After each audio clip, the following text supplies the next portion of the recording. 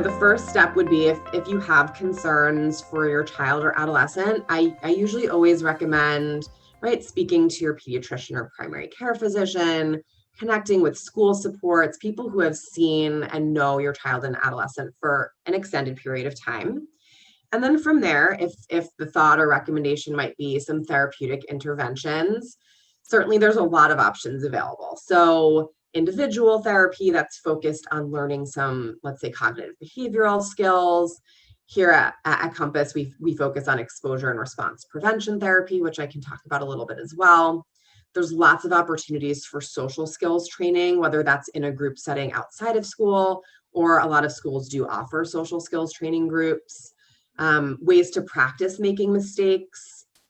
And we talked about group therapy, as well as at times family therapy can be really helpful, right? So just to kind of talk about each of these interventions a little bit.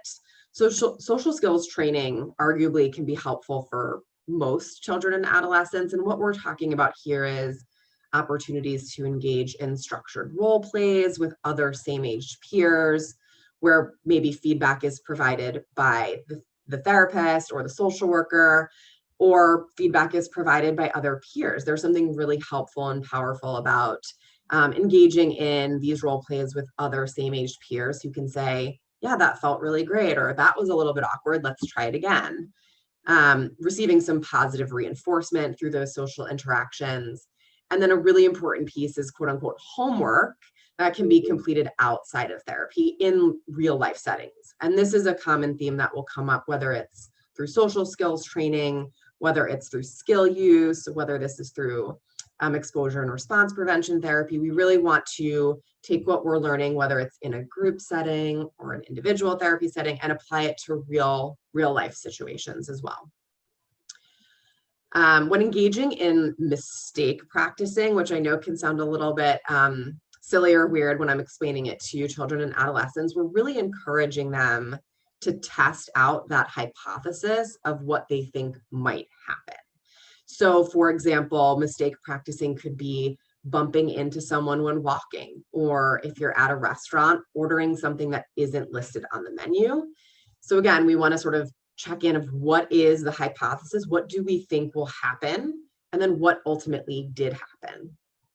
Similarly, with exposure and response prevention therapy, this is engaging in structured exposures, whether that's in the context of the individual therapy sessions, group therapy, and again, out in real life settings where we're confronting our fears and anxiety and sort of testing out those hypotheses as well. So I kind of love talking about what specific exposures might look like for children and adolescents in school. This might be raising your hand in class one time when you know the answer, right? So we practice that for a few days, and then it might be raising your hand in class when you're not sure about the answer. And again, we want to check in, like, what was the feared outcome? What did we think was going to happen? And what actually did happen? The goal is over time to find that more often than not, our feared outcomes don't really happen. And if they do, we are typically able to manage that anxiety better than we predicted we would have. And so over time, we do start to see a shift and change in especially that avoidance behavior. Another key piece with social anxiety, I think, is helping children and adolescents identify safety behaviors, which we define as the things that we do to try and get out of our anxiety, right? So some examples might be someone who uses a cell phone while talking, right? So this might look like engaging in a conversation, but having your cell phone and looking down. This is a way of managing that anxiety and discomfort in real time. Another example might be sitting in the back of the room in a class so that you can avoid making eye contact or being called on.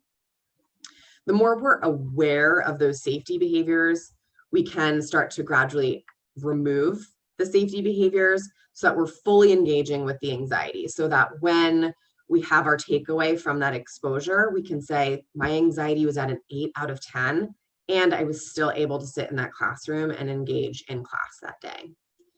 I think also just noting that typically over time, whether it's through mistake practicing or exposure therapy, we might see that the anxiety tends to decrease